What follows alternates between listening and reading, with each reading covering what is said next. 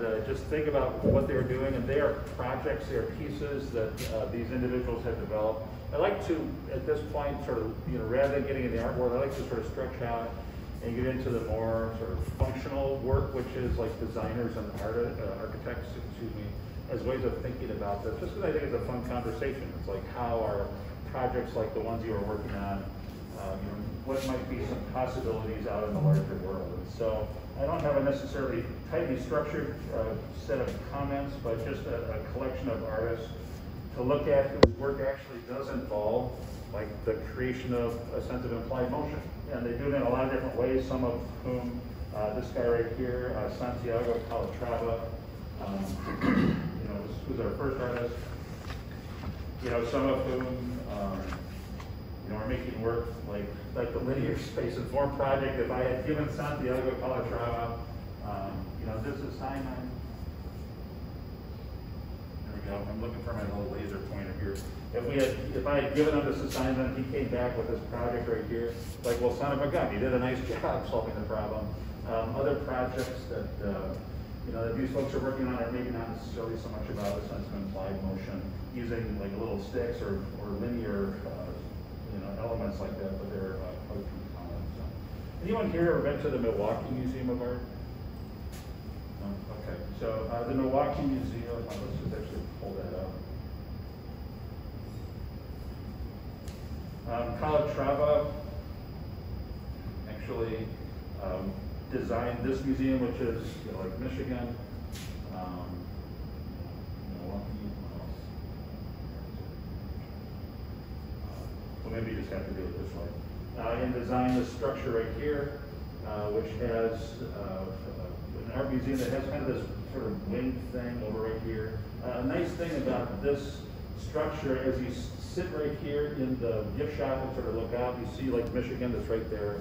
So maybe a question for you folks, you visually minded folks, is what do you think? I mean, because architects will often like find a specific image or idea to build a structure around, like literally sort of peg it to like an object that exists in life. What do you think the object was that Calatrava chose and kind of based his design on?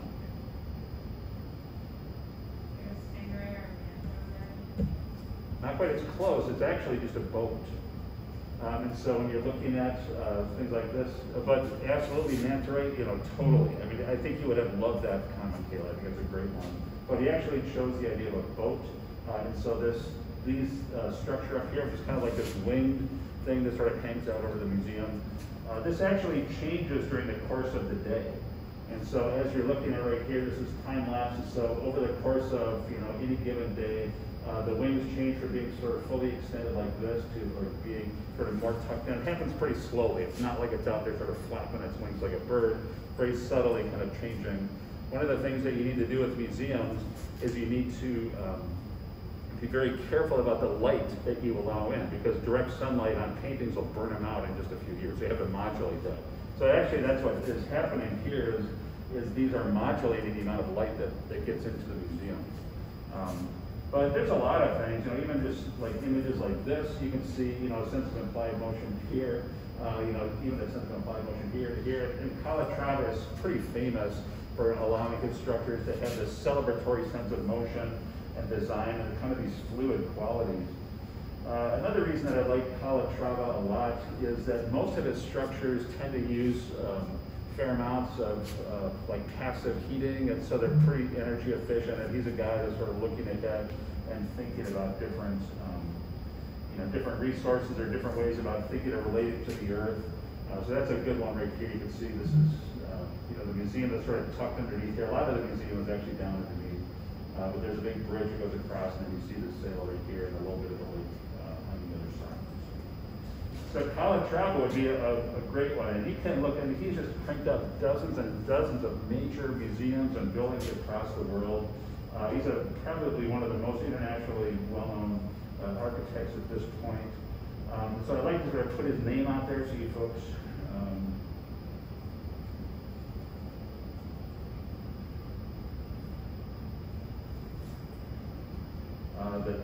the transit hub at this point in time, also called the Cathedral, is actually like a transit hub. Anyone been to New York and like been to Ground Zero in the last couple of years? Yeah, do you remember seeing this one? Okay. But you saw like the ground zero, like the holes and all that site. One of the things that was destroyed when those buildings fell was actually the transit hub, which was the place where all the trains came in. You know, it's like all the subways came in, all the trains came in. And so they hired Calatrava to redesign. I'm teaching a class here. They hired Calatrava to design, you know, the transit hub. It's also come to be known as the cathedral just because of its sort of grand and soaring architecture. But you can see that the fluid sense of motion, you know, that happens, you know, with the structure. And this is the interior. So, Joanna, you didn't get to this one.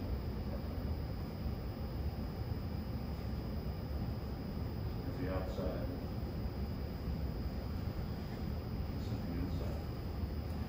So, you know, again, the idea of a boat, and if you were to go into the previous structure that I was talking about, the Milwaukee Museum, you would see these kind of ribs on the outside too. And so in that particular structure, Calatrava said it was, we've all seen wooden boats.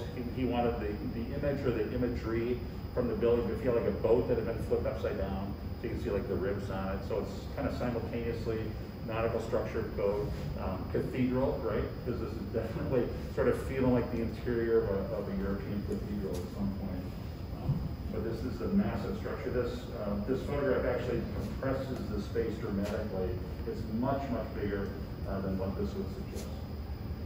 And so this is, you know, next time you're there, you know, able to stop at ground zero, be sure to go to the transit hub and actually see this, because it's a major piece of architecture that's associated with the property and associated with that experience.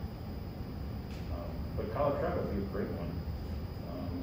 So think about or look at a little bit for this project.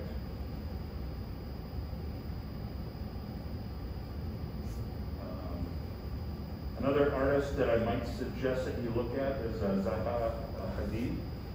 She is, I think she was a Syrian artist, died recently. But she was pretty well known for these kinds of structures that have these tremendously fluid lines about them. You know, in terms of architecture, you know, often here in the Midwest, you know, we have like a few structures like Frank Gehry's, you know, like the tin can that we're going to look at here shortly, the smashed tin can down at the University of Minnesota. But if you get over to other parts of the world, Bahrain, the Middle East, you know, Indonesia, those kinds of locations where a lot of new big money is sort of funding museums. These architects are given like free rein.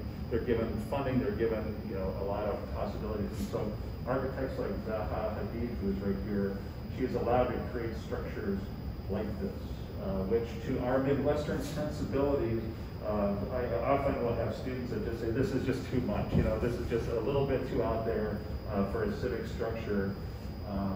It's like, well, it's your entitled to your opinion, even if it's wrong, okay? I'm joking, of course, but, you know, I would actually love to have some of these structures here in Minnesota. Oh, by the way, you all remember when the 35W bridge collapsed, or remember that it did? Were you aware of that? Okay, so that structure, when it collapsed, one of the architects that contacted the state of Minnesota about redesigning that was Calatrava. So Calatrava called up, you know, was, I want to do this, you know, and I believe that he actually offered to like waive his designer fee for this. Like he said, it's such a tragedy, I kind of want to turn this into another experience for you folks in Minnesota. And did we allow him to do that? No, we did not. We turned him down. So instead, we have the world's safest bridge that looks like a concrete block crossing the Mississippi. So I think that's a problem. I think it's a missed opportunity. And the reason, you know, sort of the rationale behind this, honestly, Calatrava, it wasn't just saying like, you know, here's my chance to sort of be in a place and get a lot of notoriety. No, what he was doing was he was saying, this tragedy needs beauty. That's what he was saying. Like this tragic experience in which like 24 people died, this needs beauty, and I'm willing to give that to you. So what we did instead was we turned him down and we built a big dumb bridge, and we have a little memorial off to the side that nobody ever sees. I think that was a missed opportunity. I think that was a backward way of approaching architecture, and as an academic, I'm allowed to be a little simplistic in my thinking and sort of describing that situation. But that's a bit of a dilemma, because think about this. What you could have done is you could have had that Calatrava Bridge.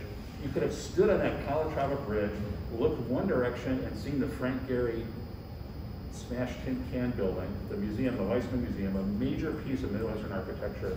You could have looked the other direction, and you could have seen the new Guthrie design, which is another major piece of Midwestern architecture. And guess what, folks? You have just created a destination. You have just created a place that people go to see all of these things. And we turn it down. I can't figure that one out. Anyhow, Zaha Hadid, again, is an architect who is, excuse me, and these really just terrific fluid lines. One of the reasons that architects are suddenly able to work in these ways is because over the last 20 years, engineering relative to things like concrete design, because they can actually like print concrete beams now, like print, like 3D printing.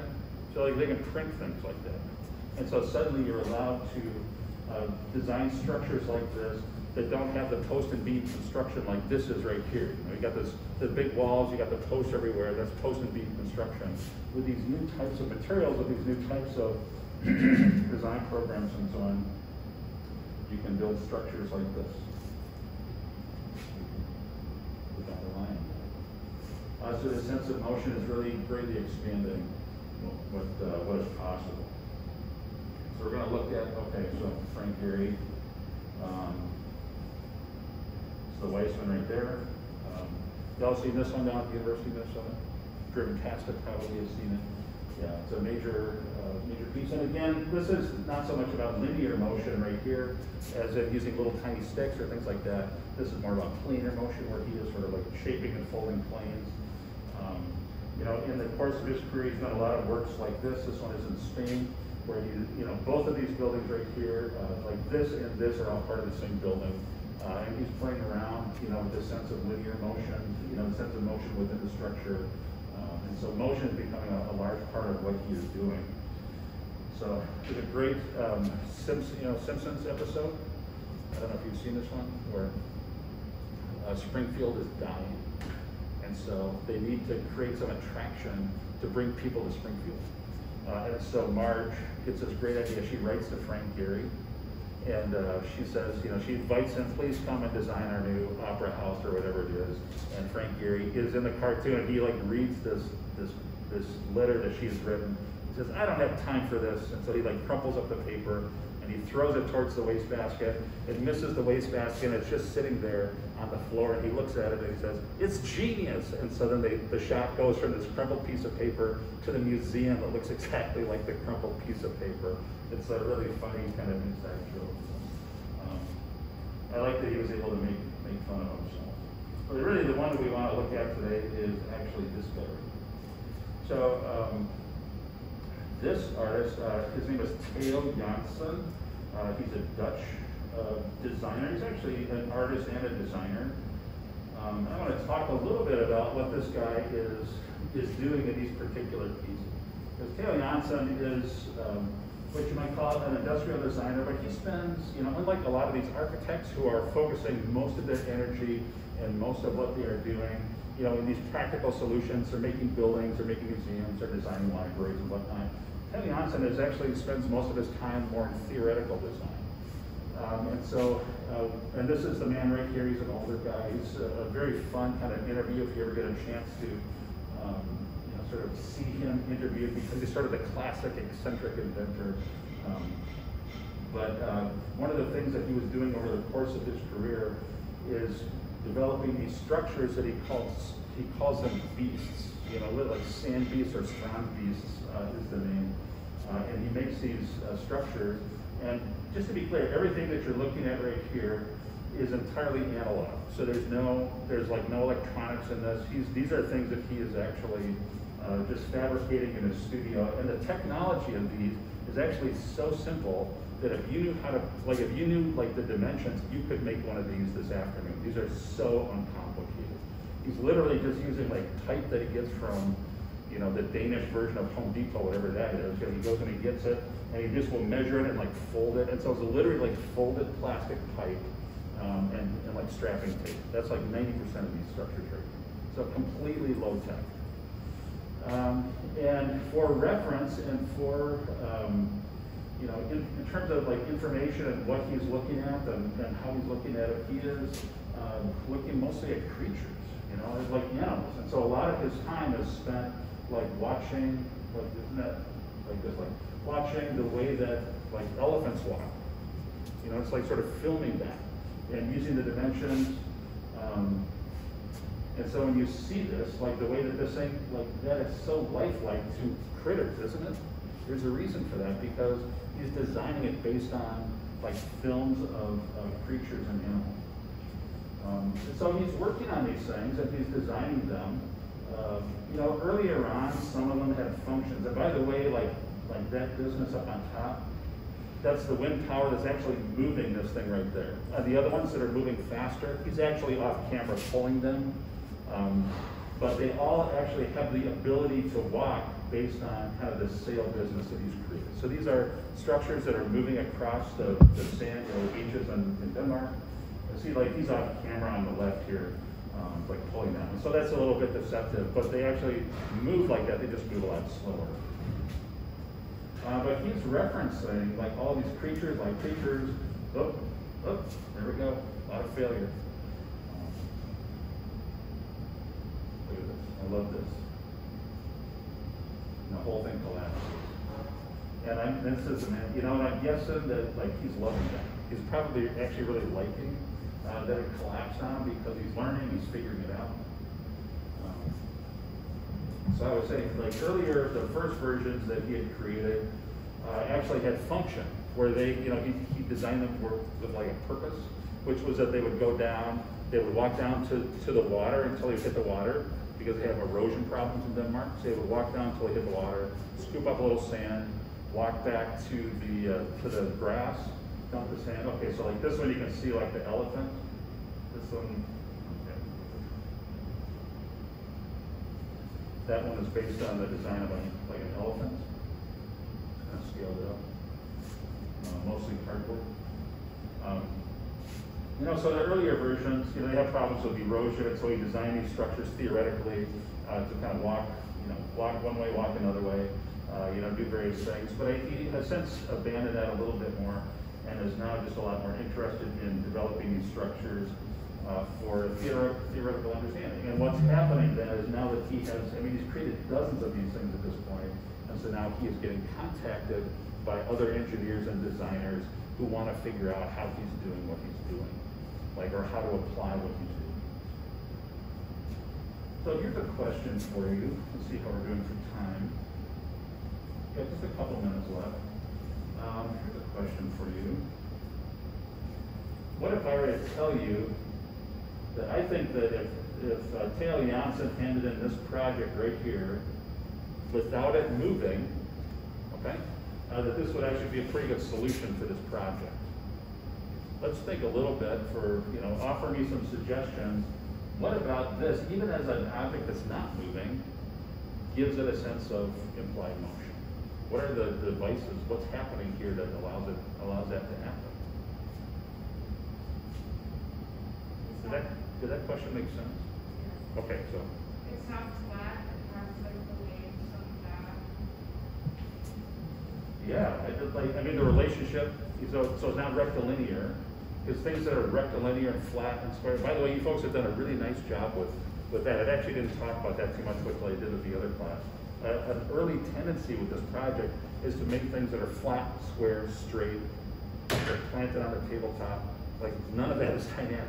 And so what you're suggesting, like it's not rectilinear, the mass is up off the ground, spread out.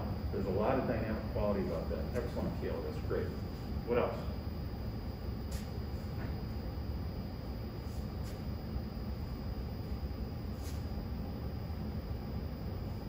I would say the use of repetition.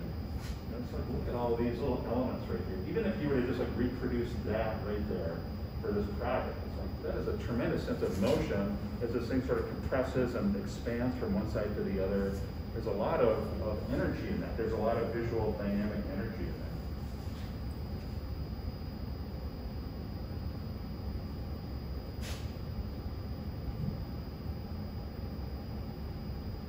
I have seriously thought about, and I'm not going to do it, especially this semester with all the nuttiness, but I've seriously thought about making one.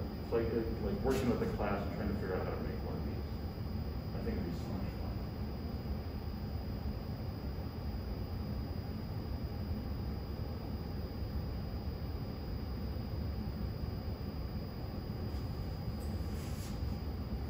Okay, so how about this one? We'll look at maybe one more. Well, probably just do this one as well.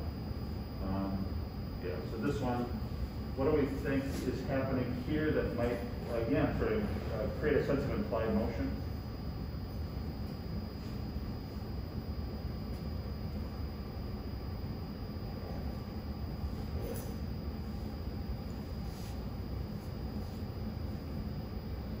I would say even down here, you know, this motif that's down here.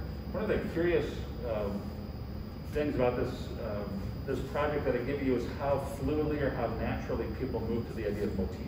Like a motif in an artwork is just a theme, a visual theme that kind of occurs again and again and again. For you, Britta, it was like those little, you know, the little bits of wood. You know, they're square that are, that's like a visual motif, and that repetition that goes from one to the next to the next is a visual motif. You know, you know, and we can go through each person had an example of that. And one of the things that happens if you take that motif and just apply it again and again and again in various situations, which is kind of what happens here, you know, all these little things, just sort of presenting those, we automatically go from one to the next, and it creates a sense of implied motion.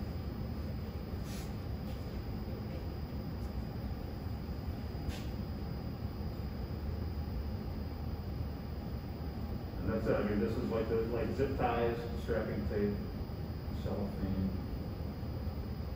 Really dumb materials. Okay.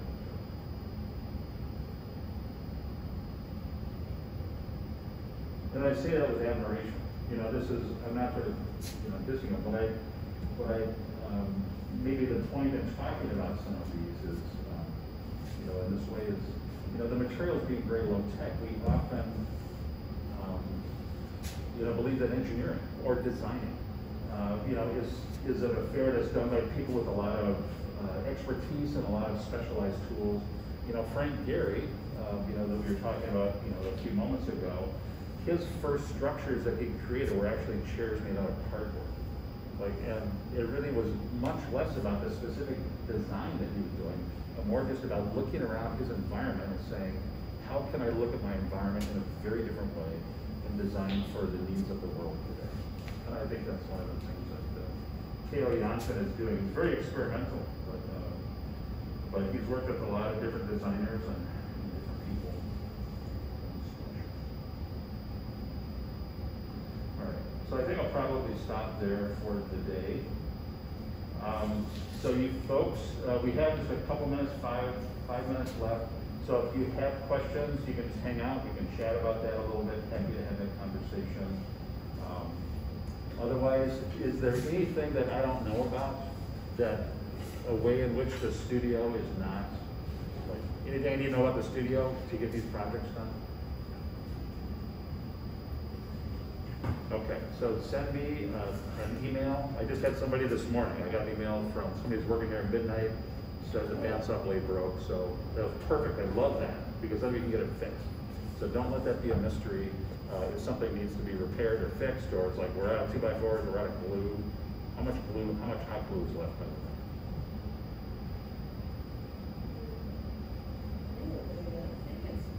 It's good. Okay. Because I buy hot glue in like 30-pound boxes, so I just don't put it all out at once. All right, we're done. Thank you. Hang on if you got questions. Otherwise, we'll see you a week from today with your completed objects. If you're going to install it somewhere, please do that before class, so that when you come here, it's good to go. All right, thanks.